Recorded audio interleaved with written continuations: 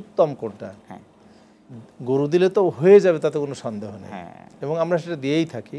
সাধারণত আমাদের দেশে এটাই পাওয়া যাচ্ছে, কুরবানি, হ্যাঁ, দেশ ভেদে কুরবানি দিলে হবে, তাতে কোনো সন্দেহ নেই।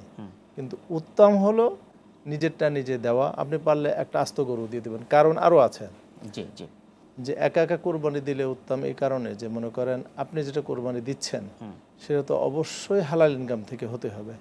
আপনার সাথে যারা সাতজন থাকবেন তাদের ইনকাম হালাল কিনা সেটা আপনি পুরোপুরি নিশ্চিত না হয়ে শরীক খাওয়াটা ঠিক হবে না। 2 নম্বর কারণ হলো যে কুরবানি যদি খালিসাতান লিওয়াজহিল্লাহ না হয়, কুল ইন্না সলাতি ওয়া নুসুকি ওয়া মাহইয়া মামাতি লিল্লাহি রাব্বিল আলামিন, for the sake of Almighty Allah. Yes, the reason being, আমরা অনেকেই দেখেন কুরবানি দেই, মানুষে কইব কি না দিলে, চেয়ারম্যান মানুষ, 20 লাখ টাকা ভাইরাল গরু, এবং গরু দেখেন যে আমি 1 ভাগ কুরবানি দিলে কেমন লাগে, আচ্ছা 3 ভাগ দিয়ে দাও।